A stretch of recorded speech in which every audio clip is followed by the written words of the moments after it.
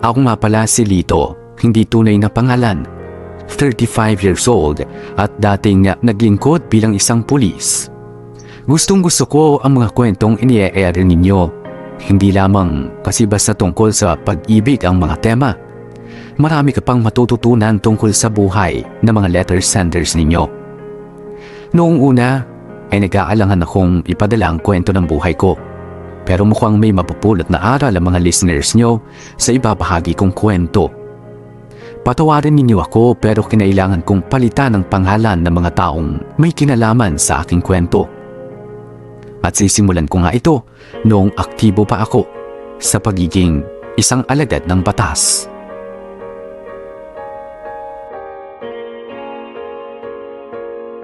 Mahal? Nandito na ako. Nasa ka? Sa kusina. Umupo ka na dyan, kakain na tayo. Okay.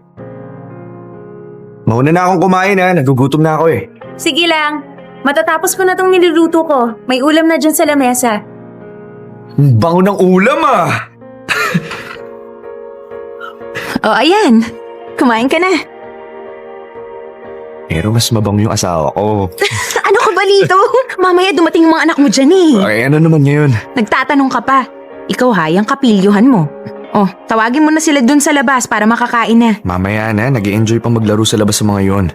Hayaan na muna natin sila. Tapos mamaya, pagdating amoy araw yung mga yan, ako pa yung mahihirapang maglaba. Ito naman, parang hindi duman sa pagkabata. Uuwi rin sila pag nagutom yun. O ano, kumusta naman yung trabaho mo? Ayos naman. Meron akong magandang balita sa'yo. Talaga? O ano yun? Na-assign ako mag-undercover. Ano? Teka, hindi ka ba natutuwa? Matutuwa. Paano ko matutuwa? Lito, mapapahama ka dyan eh. Delikado yan. Marian! Marian! Huwag ka nga umalis sa mesa. Kumakain ako oh.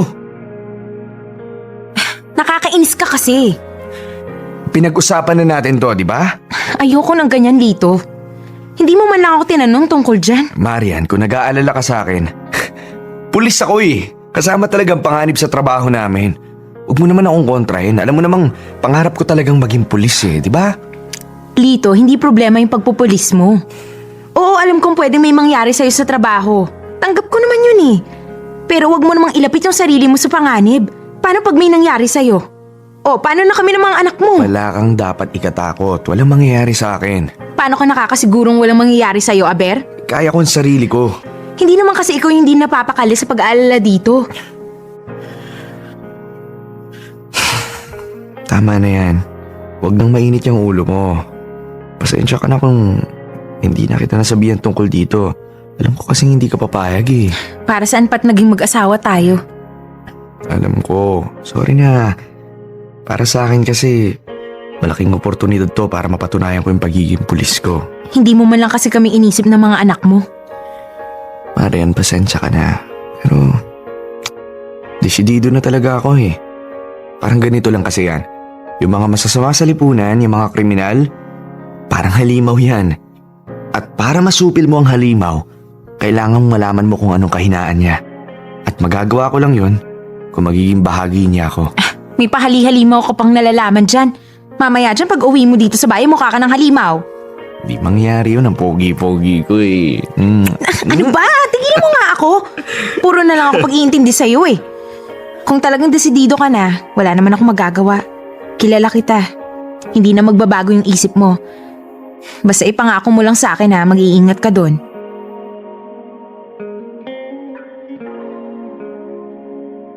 Tinanggap ko ang pagiging undercover agent dahil para sa akin ay isa itong malaking pribilehyo. Aaminin kong nagsimula ang pangarap kong maging pulis noong bata pa ako dahil sa kakapanood ko ng mga pelikula ni na FPJ. At magmula noon ay pinangako ko nga sa sarili ko na tutulong ako para maubos na ang mga kriminal sa lipunan. Nakapasok ako sa isang grupo ng mga holdapper at Jerry ang ibinigay kong pangalan sa kanila.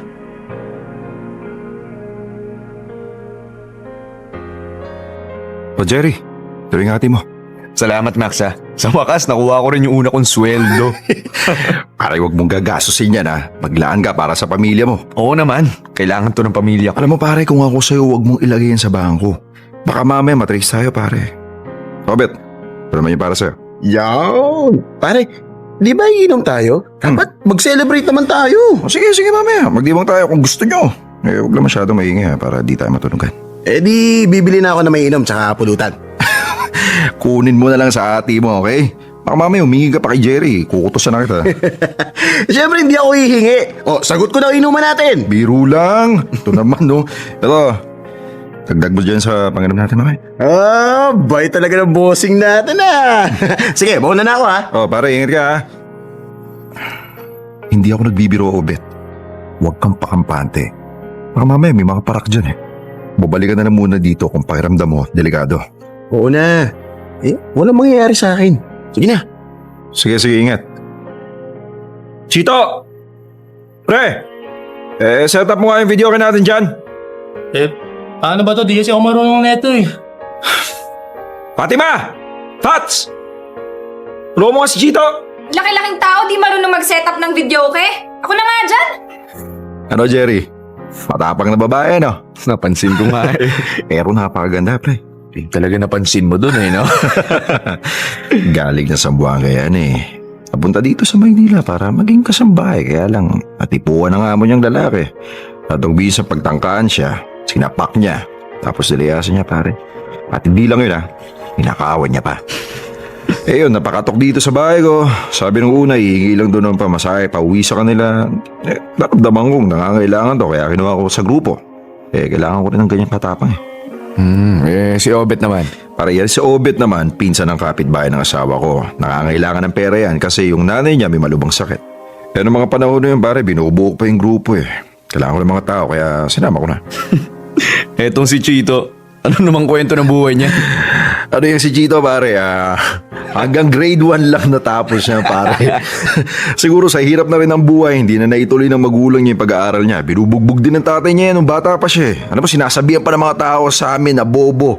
Kaya, alam mo na, naawa din ako dyan. Ganun pala. Oo. Pero, pre, isa sa mga pinakamaasahan dyan si Chito. Loyal sa akin yan, pre. Ang nakakabilib pa dyan, magaling humawak ng baril yan. Talaga? Oo. Minsan nga, maghihilera ako ng mga lata dito para pakitaan ka niyan. Ba, gusto ko makita yun ha? Di ba magaling ka rin sa baril? Gumagawa kasi dati yung tatay ko ng baril, kaya kahit papano, medyo marunong naman. Medyo kinakalawang na nga lang rin. Yan talaga kasi yung mga kailangan ko, pare. Di mo rin masabi, di ba? Pag nagka-trouble, dapat maunahan natin yung mga parak. Sabi naman sa akin ni Obet, magaling ka raw magplano. Kaya wala pa raw kayo nakaka-enkwentro ng mga pulis. Pare, pinagpaplanuhan ko talaga kasi yan eh. Alam na, mahirap na. Ikaw, Max, ano naman ang kwento mo? Ba't ka napunta sa ganitong trabaho? Sundalo ako dati, pare. Ano lang naman. Pakiramdam ko, hindi na sapat yung natatanggap kong ganung sahod sa pagsusundalo ko. Kaya nagbubuwis ka ng buhay para sa bansa mo tapos kakarampot lang yung makukuha mo. Hindi naman tama yun, pare. Kaya itong ginagawa ko, parang pagre-rebelde ko na rin sa sistema. Naiintindihan ko. Tama ka rin dun, pre ha? Teka, sandali lang. Pumasok na sa kwarto si Fatima. Ay, pre. Mukhang alam ko na yung binabalak mo ha. Pare, walang lalaki ang nakakalapit dyan. Sigurado ka ba? Kahit anong pantigas niyan, kaya kong palambutin yan, pre. Alam ko pare, ikaw rin bahala. Bahala ka.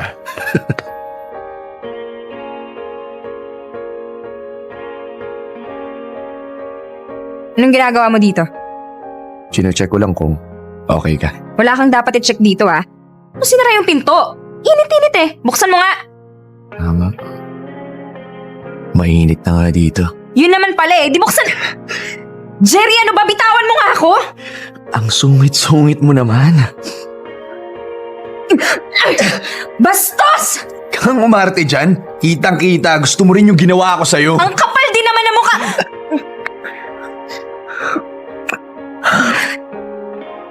Ginawa ko yun kay Fatima para magpakitang gilas sa grupo at tuluyan ko lang makuha ang loob nila. Pero aminin ko, nabihag talaga ako ng hangting kagandahan ni Fatima. Unti-unti rin ay nakilala at napalapit na rin ako sa aking mga kasamahan. Noon kasi, ang tingin ko sa mga kriminal ay mga tao na walang kaluluwa. Pero natuklasan ko na katulad din natin sila. May mga pinagdadaanan ding mga pagsubok sa buhay. Iba nga lang ang pinili nilang landas na tahakin. Si Max ang tumatayong leader namin at masasabi kong magaling siya. Meron siyang hindi may paliwanag na karisma at kakayahan na wala sa aming mga miyembro niya ang meron. Kadalasan, mga sanglaan, gas stations, convenience stores at ang mga pinagnanakawan namin. Hindi kami tumitirada ng mga bangko dahil sabi nga ni Max, masyado ng delikado. Malinis kaming trumabaho at walang sabit. Pero mayroon kaming isang lakad na muntik na kaming mapahamak.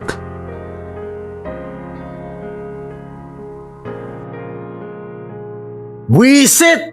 Ba't nabulilyaso yung lakad natin? Sali ka lang pare. Masyado ka mainit eh. Akala ko ba max planado yung mga lakad natin ha? Bakit parang alam ng mga pulis na uhold upin natin yung gasolinahan? Pinahon ka nga muna pare. Huwag muna tayo. Masyadong mainit ang ulo ng kumpare natin eh. Pare, pasensya ka na. Isayang kasi yun eh. Chito, kuha mo nga muna kami ng tubig. Sandali lang kuya. Isa ka pa Chito eh. Ang bagal-bagal mo kunin yung pera. Bigla nga kasi nagsidatihan yung mga pulis.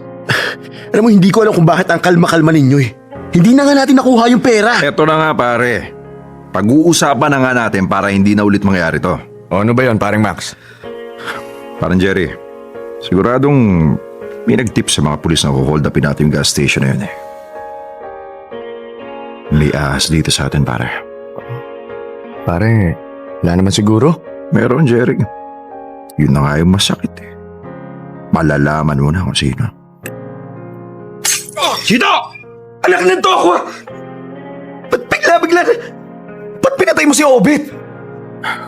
Kasi pare, siya yung ahas sa grupo natin. Ganun lang kasimple. Oh, namumutla ka dyan.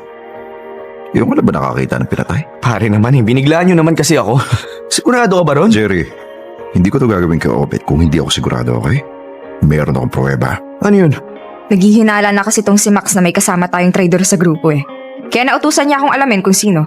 Ito yung pruweba. Nasa cellphone niya. Tignan mo. Mukhang meron siyang tinitip na hold upin natin yung gas station. Oo nga anak. Mukhang may ka-text nga siyang pulis. Sige na babe. Papahinga na ako. Namumutla ka. Okay ka lang? Ayos lang. Nabigla lang ako sa nangyari. Sige na, pahinga ka na. Ibang klase talaga yung kabay ni Chito pagdating sa baril. Bullseye! Oo nga eh. Chito! Sandali lang, may sasabihin lang ako. Ano yun kuya? Ikaw na yung bahalang magligpit sa katawan ha. Oo kuya.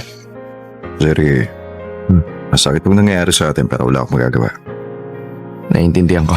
Pamilya ang turingan natin dito pero ayoko yung tinatraidor ako. Pag naulit to, alam mo na ha, parang mabuti akong kaibigan pero masama rin akong kaaway. Sige na, malamig muna tayo habang mainit pa yung mga parak sa atin.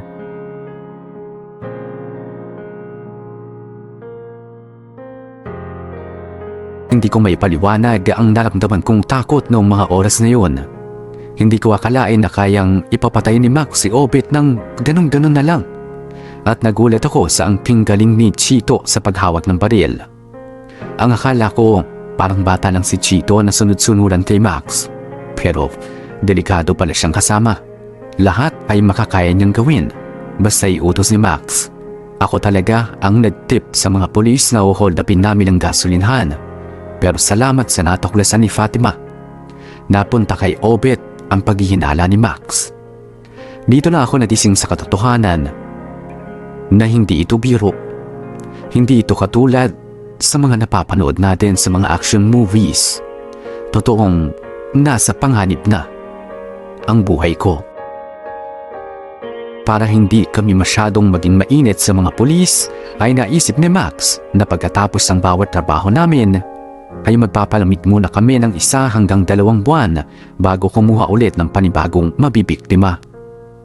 Pumupunta na rin kami at palipat-lipat sa iba't ibang mga probinsya para malito ang mga otoridad. Nang dahil dito ay hindi na ako masyadong nakakauwi pa sa aking pamilya. Aminin ko, hindi ko na napapansing miyakap ko na nga ang pagiging kriminal ko. Hindi ko nagagawa ang tungkulin ko bilang isang undercover agent. At kapag umuwi ako sa bahay, ay parang ibang tao na ako. At napapadalas na ang pag-aaway namin ng asawa kong si Marian. Mas lumalim na rin kasi ang relasyon namin ni Fatima. Matulog ka na. Mamaya na. Yakapin mo muna ako na mahigpit. Ang lamig eh. Talaga nga naman. Okay na ba yan? Pwede na. Hindi kita iiwan. Jerry, Bakit? nang sumali ka ba sa grupo, wala ka bang iniwang girlfriend o asawa? Wala. Sigurado ka ah? Oo naman. Wala akong tinatago sa'yo. Baka mamaya dyan may asawa at anak ka na pala. Wala nga, ano ko ba? Ang pamilya ko lang, yung tatay at nanay ko. Pasensya ka na, hindi pa kita may pakilala. Hindi pa nga nila alam kung ano talaga yung tunay kong trabaho eh. Pero kung sakaling may tinatago ka sa akin, ayos lang naman. Teka, ano ba yung pinagsasasabi mo? Mas maganda na rin siguro kung bumalik ka na sa asawa at mga anak mo. Delikado yung trabaho natin. Walang mauuli lang pamilya kung sakaling may mangyari sa akin. Kung mag-alala. Kung ako lang kasi Lito, kung papapiliin lang ako gusto ko nang makauwi sa amin. Kung may sapat na pera lang sana ako para makapagsimula ng bagong buhay. Yun pa yung gusto mo? Magagawa natin ang paraan yan. Anong gagawin mo?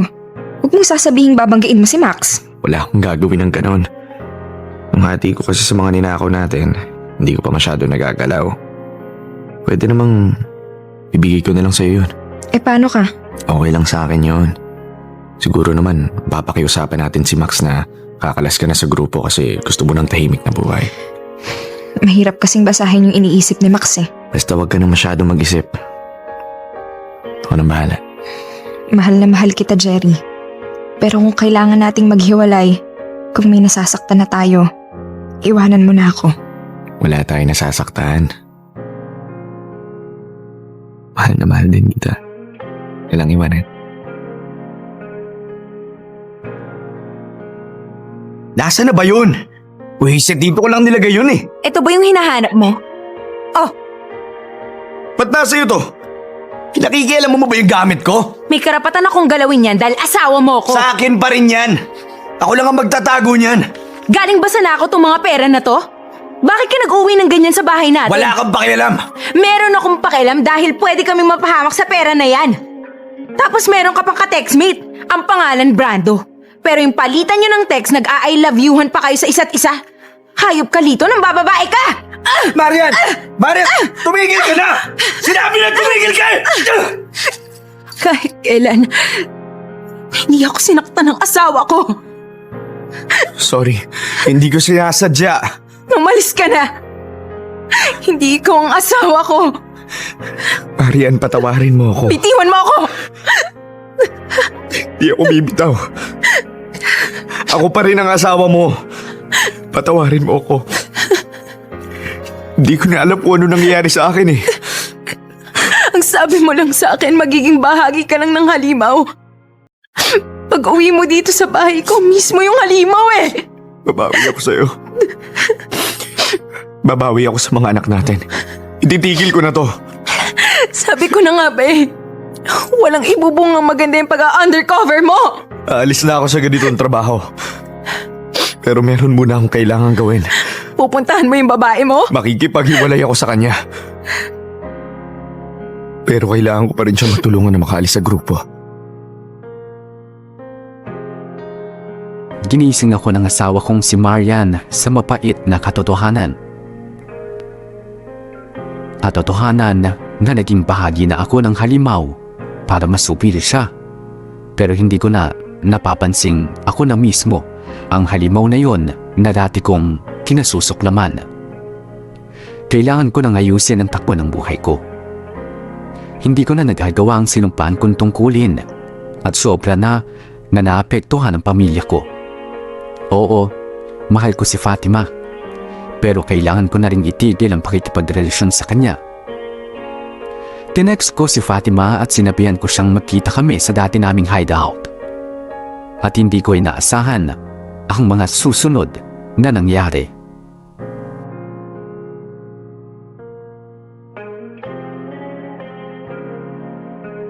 Hats, dito! Jerry!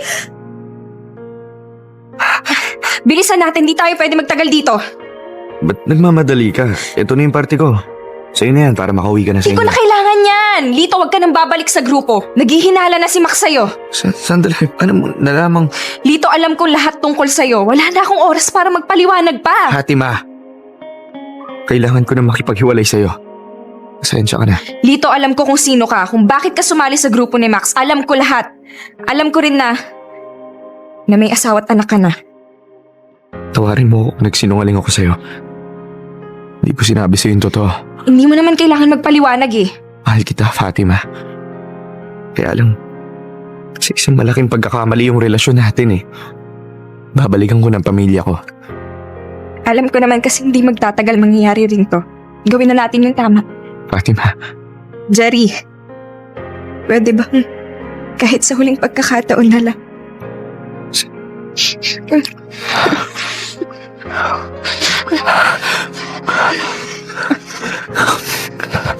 mag-iingat ka. Malay natin baka magkita pa tayo. Pero hindi na dapat. Sige na, umalis ka na. Lito, tinamaan ka ba? Ayos lang ako. Malala ba yung tama mo? Kaya ko pang kitagbarilan. Ang sabi ko naman si Jerry, huwag mo akong tatraidorin, ha? Kaya lang pagsali mo sa grupo ko, talagang maas ka eh. Pasensya ka na, Fats, ha? Pero isa ka ring traidor, ha? Dito, huwag mong titigilan yung mga yan, ha? Oo yan. Fats, coveran mo ako! Sige, Patay ka sa akin, Sito! Chito! Hayop ka, Jerry! Pag nakita kita, tapos ka sa akin! Sa akin! Huwag mong gagawin yan. Pulis ako. Mas mabuti sumuko ka na lang. Napapaligiran na namin kayo. Talinti ka na. Ay, buhay. Pag binamalas ka nga naman, ha? Sensya na, brad, ha? Pero hindi ako susuko! No! Sige na, pusasan na yan.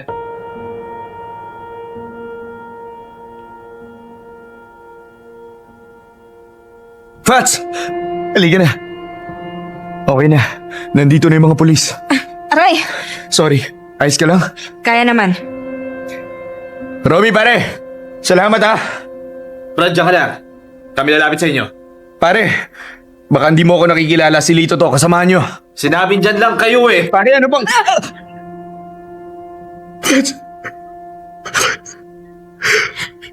Lito, Fatima! Ba't mo pinaputok yung baril mo? Sinabi ko na huwag ka magpapaputok, di ba? Inilat mo yung mga mata mo. Fatima, makakauwi ka sa inyo. Para kawa mo na. Kang bibigay. Jerry, mahal na mahal. Fats! Fatima! Fatima!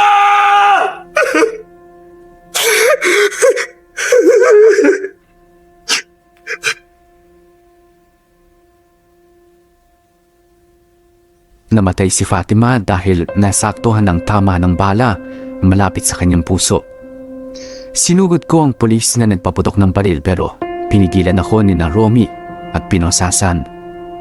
Hindi na nila ako nakilala dahil ibang-iba na rin ang itsura ko noong mga panahon na yun. Itinulong nila ako ng mga 3 araw hanggang sa ma-verify na kung sino talaga ako at saka lang nila ako pinawalan. Hindi rin nagtagal ay nakabalik din ako sa serbisyo.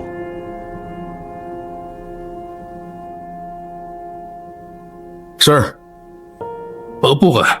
Thank you po, sir. Nabasa ko yung report na ginawa mo. Good job. Hindi man ganun ka-big time si Max pero matagal na rin siya nagpapasakit ng ulo namin. Hindi ko na rin po nagawa ng maayos ang trabaho ko pero salamat po, sir. Lito, pinatawag kita dito dahil merong mga bagay na kailangan mong malaman. Ano po yun? tungkol ito kay Fatima. Alam kong nagkaroon kayo ng malalim na ugnayan. Ano po yung tungkol sa kanya? Lito, isa siyang undercover agent na na-assign para bantayan ka. Po?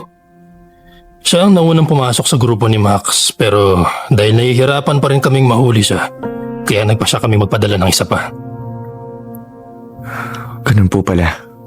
Nung nakatanggap kami ng tip mula sa iyo na nanakawan niyo yung isang gasolinahan, nakatanggap din kami ng isa pang tip na parehas lang naman ng impormasyon. Ito yung pinadala ni Obet. Nasa report ko po yan. Ang hinala ko hindi naman talaga si Obet ang nagpadala ng text na yun. Wala kaming contact sa Obet na yan. Mukhang nakakuha ng pagkakataon si Fatima na kunin ang cellphone ni Obet at i-text sa amin yung mga impormasyon na yun.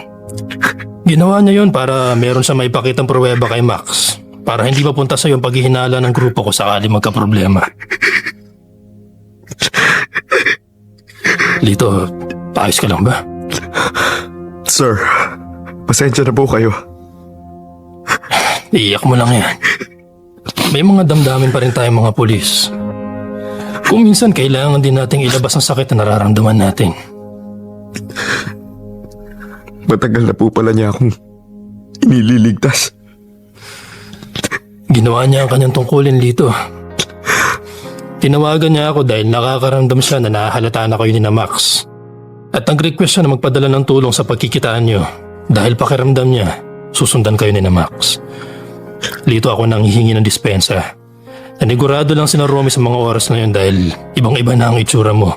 Hindi niya akalain na may kasama siya mga angati ang kamay na magpaputok ng baril. Naiintindihan ko po yan. Naparusahan naman po siya. Sapat na po sa akin yun. Sir, kung hindi naman po kalabisan, gusto ko po sana mag-request ng leave. Para po sana makasama ko ng matagal ang pamilya ko. At para naman po makabawi ako sa asawa ko at sa mga anak ko. Nang maayos at maibalik ko na po sa dati ang buhay ko. Hindi man kaagad-agad pero naibigay din naman ang leave na hinihingi ko. Sinamantala ko ang pagkakataon na yon para makabawi ako sa asawa kong si Marian at sa mga anak namin. Marami kasing mga oras na nasayang nung wala ako sa piling nila. Unti-unti ay bumalik ang pagmamahal at sigla sa aming pamilya. Sa ngayon ay nagretiro na ako sa pagpupulis at isinama ko na ang pamilya ko sa aming probinsya. At meron naman kaming tindahan at karinderya na pinagkakaabalahan. Ginawa ko ito para na rin sa seguridad ko at ang aking pamilya. Aminin ko, naalala ko pa rin si Fatima. Dahil siya pa rin ang babae na minsan kong minahal. Nagpapasalamat naman ako at naintindihan naman ito ng aking asawa. Sana ay mapili ninyo ang kwento kong ito. At sana'y may makuhang aral ang inyong napakaraming mga listeners.